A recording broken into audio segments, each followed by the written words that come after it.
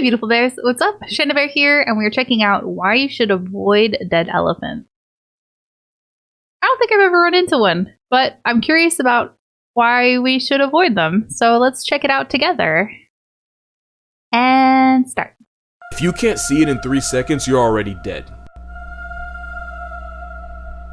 Alright, The time's lion? up. Did you find it?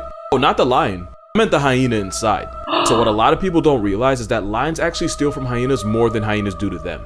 And lions hate hyenas so much that males will chase them down, snap their spines to paralyze them, and then just leave them to die. And in return, hyenas turn any lion cubs they find into chalk outlines. Lions and hyenas are like a Mormon couple before marriage. They do not with each other. So when one hyena was feeding on an elephant corpse and 7 male lions pulled up, he did the only thing you can really do. The hyena buried itself inside the dead elephant's rotting carcass with 7 of his ops just inches away. And it hid there while the lions ate. And when the lions weren't looking, the hyena made a break for it as the lions chased him and made a break for his neck. Even though it was 1 on 7, the hyena managed to escape and hand the entire team an L. But if you're from Detroit, that's nothing new. Here are some facts about lions you're probably better off knowing.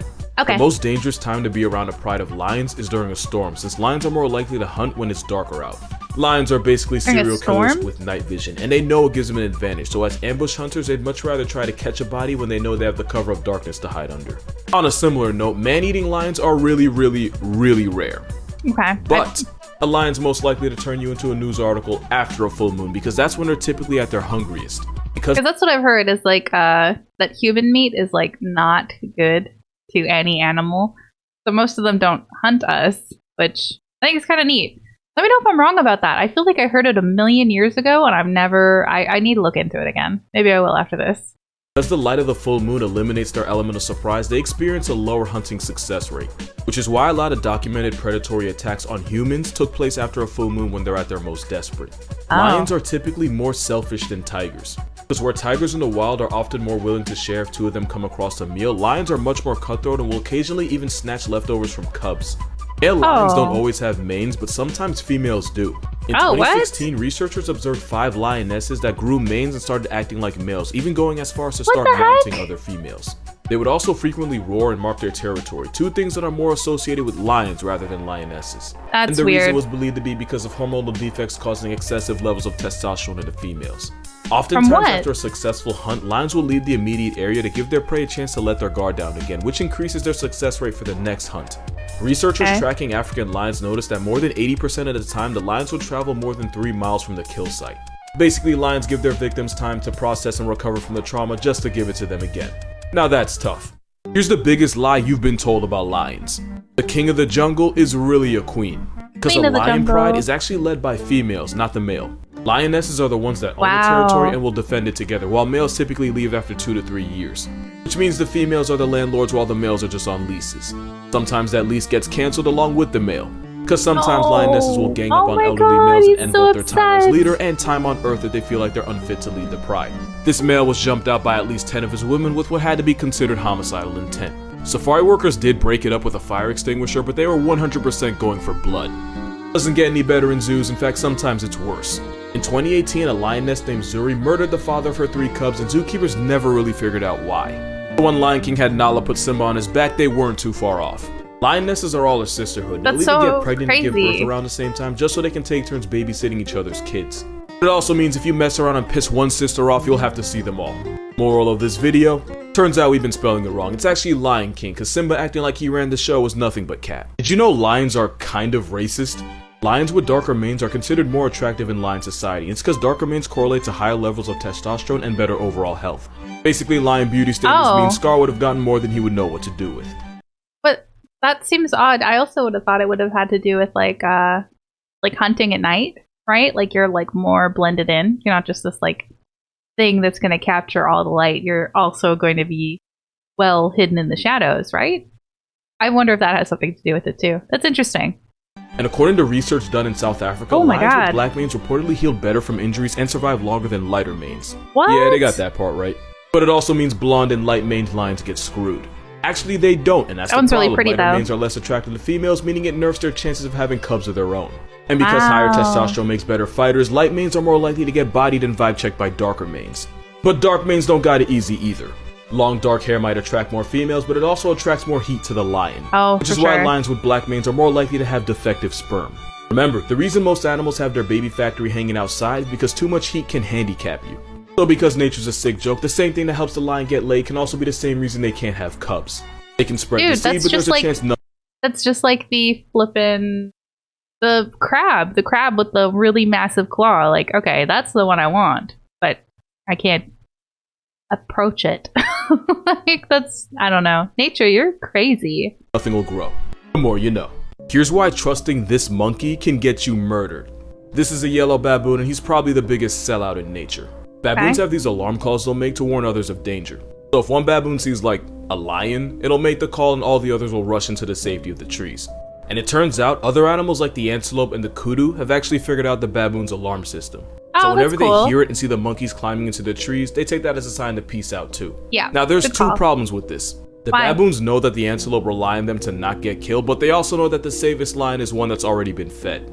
So now these baboons will play lookout, but instead of warning the others when they see lions hunting, not only will they stay quiet, but sometimes they'll even leave the tree and wander on the ground like nothing's wrong. That makes the antelope think they're safe. That's how they end up on Mufasa's meal prep. And just to make it worse, sometimes the baboons will actually sit and watch the animals that thought they can trust them fall into the trap and get hunted down. And as long as they keep sacrificing other animals, the baboons know the lions won't come after them. It's like being a lookout but going mute when the police show up so you don't end up in cuffs.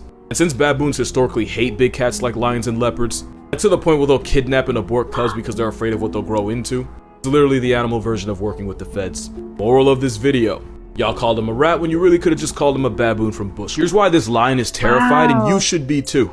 Dude, that was tons of info. That was really cool. I didn't realize that. I mean, it makes sense. They have their own little ecosystem going on of like what's safe, what isn't, how do I alert, or how do I not alert, so I don't get eaten. That's messed up. Being chased by a herd of Cape buffalo. They can weigh 1,300 pounds. They delete about 200 people a year, and they're so homicidal they've been nicknamed Black Death. They also travel in hoods of up to 200. I want you to remember that number. And that's because Cape buffalo are one of the very few animals that will actively seek revenge on others. When a Cape buffalo is wounded by a hunter, its first response is to retreat and hide in tall grasses or brush. If you're dumb enough to follow it, then 1,300 pounds of malicious intent will ambush you and knock you to the ground. Then they'll back up, and then they just wait. Because if you manage to get back on your feet, then this Black Air Force Appa will charge and gore you again. And they'll keep this up until you just stop moving. It gets really bad when you piss off a whole herd, because then they'll form a circle around you and completely erase the option of escape. They'll keep you in that circle until one sees an opening and attempts to impale you. And the same rules apply. If you're still moving, then their job's not finished until you are. Which is why one of the most vicious animals you can hunt is an African cow from the trenches. Which is why it has another nickname, Widowmaker. Because the fastest way to get out of a marriage is to tell your husband to go hunt one in the morning, because then you'll go to bed one human being lighter and one life insurance policy richer. This man was Joe Exotic before Joe Exotic. This is Mr. Antoine Yates. And in 2001, Yates was 31, he was a construction worker, and he was the owner of an 8-week-old kitten that he kept in his Harlem housing project. As a kid, he was obsessed with animals. Sounds familiar. And when he was 3, he got his first pet, which was a hamster. It only escalated from there. Fast forward to 2003, Harlem police were called to his apartment to follow up on a complaint. The complaint being that Yates had a 6-foot pet alligator named Al that he kept in a tank. But when police used a periscope to look inside his apartment, this is what they saw. What?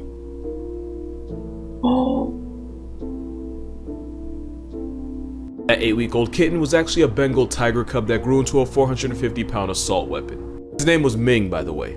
Antoine bought him from an animal park and was feeding him with raw chicken that he bought from a supermarket. And people didn't even start finding out about it until Yates went to a hospital with bite and claw marks and tried to say his pet pit bull did it.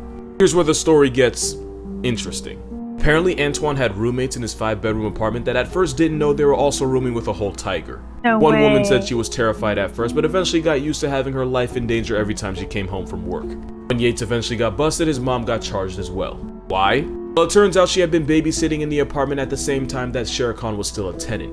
And when his neighbors were questioned, they said he had had bear cubs, rabbits, monkeys, hyenas, snakes, 1 llama, weird that he only had 1, and even a lion cub. Remember, this started with a fucking hamster. Ming the tiger was tranquilized and sent to Noah's Lost Ark in Ohio, where he lived until 2019. And Yates went on to sue the state of New York for the loss of his pets, only for a judge to curse him out of court. Moral of the story? No matter what Florida does, New York is never too far behind. Okay, we're gonna do this one last time and then I will never speak about this again. Dude, that's impressive. You're keeping an entire, zoo in an apartment in New York. That's crazy. I loved it. Love it. Again, the Black Panther, not an animal. It ain't real. Because Panther can be any one of these right here. Because the word Panther refers to Panthera, which is a starting lineup of cats that includes lions, tigers, jaguars, leopards, and snow leopards. We good so far? So technically, any one of these cats can be called a panther. Now, Black Panther is just a word for any one of these cats that has a mutation that causes melanism, but it only affects 2 of them. So when you say Black Panther, you're really just talking about a dark-skinned leopard or jaguar. And it's probably a jaguar. Because the gene that causes these charcoal cats is dominant in jaguars but recessive in leopards. But technically, if a lion, tiger, or snow leopard got this mutation and came out black, we would be able to call them Black Panthers too. Because I already know I'm finna get that one smart-ass comment. Yes, some people call this a panther. But mountain lions aren't part of the Panthera genus. In fact, they don't even qualify as big cats. Cougars are actually closer to your pet cat than they are to lions or tigers. So yeah, what you call a Black Panther is really just an emo jaguar. And if you're close enough, you'll see that even though they're black, they still have the same spot patterns that the normal ones have. If you're close enough to see that, you're probably gonna see nothing but black next. I'm actually glad you said that because fun fact, pink panthers do exist. This leopard has a super rare mutation that causes the coat to appear strawberry flavored, instead of the normal brownish orange with black spots. Cute. Remember the rule, if it's any one of these cats, it can be called a panther. Now this pink panther has a mutation called erythrism. And because it's so rare, we don't really know that much about it, but it's believed that it causes the body to produce extra red or pink pigments. This also happens in animals like raccoons and coyotes. But for an animal like a leopard whose life literally depends on being able to hide, it's even rarer, and he's right there by the way. Oh, it doesn't really look pink, but it's like a pinkish hue. Dude, I'm glad he pointed that one out. That other one where it was hiding killed me. I found it eventually, but look, that's wild. I definitely didn't see it before the arrow popped up, though. Dead. By the way. Oh, it doesn't really look pink, but it's like a pinkish hue. But since leopards qualify as panthers, that's your pink panther right there. Also, we got white panthers too. Like a colonizer's response to Wakanda, but like an actual cat. This lion has a mutation called leucism, which causes partial pigment loss. To be confused with being albino, which is total pigment loss. And one last time, because y'all keep making me say it, since they're one of these cats, you can call this a white panther and be factually correct. Then you have this white cougar that was found in a national park in Brazil in 2013. When I say rare, it was recorded 8 years ago and never seen again. But mountain lions aren't part of the Panthera genus, so they have to sit at the little cat lunch table with cheetahs, ocelots, bobcats, and even pet cats. Dude, look, it looks like they just grayscaled it. That's awesome. The more you know. Listen, did you know that a polar bear's skin is black and their fur is... Yeah, polar bear black skin, got it. Hey, go follow that guy, he's pretty cool. But listen, did you know that lions will roar as a pride to mark their territory? And these roars can last up to 40 seconds and travel for 5 miles. And since they do it together, cubs will try to join in even when they aren't old enough to roar yet. And it sounds something like this.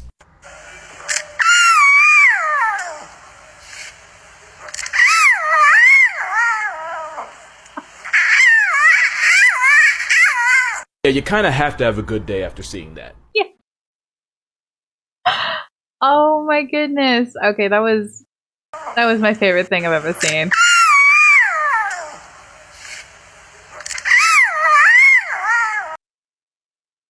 Dude, what the heck? That's so cute. Alright, well, I feel like we absorbed so much information. I don't even know where to pinpoint anything like ultra super wild. I think the monkey thing was like the most shocking thing to me. That they like learned that if it ate, then they're good, and that they steal the babies. What the heck? Yeah, I think stuff in nature is like way more complex than we'll ever get to see from our little boxes. So super love watching these because I love knowing extra stuff. It's just fantastic. I hope you guys enjoyed, and thanks for joining me. Yeah, I love anything nature. I'm super happy. Especially at the end there. Oh my god. Yeah, come join me on Twitch sometime. We've had some awesome people stop in from the reaction channel and chit chat and hang out, and I really appreciate it. It's been super fun talking to you guys. Twitch.tv/ShandaBear. Love to see you there. And yeah, I have a Twitter, I have an Insta, all that fun stuff. It's all ShandaBear. Thank you so much for joining me. You guys are amazing, and I love you. And I'll see you guys next time.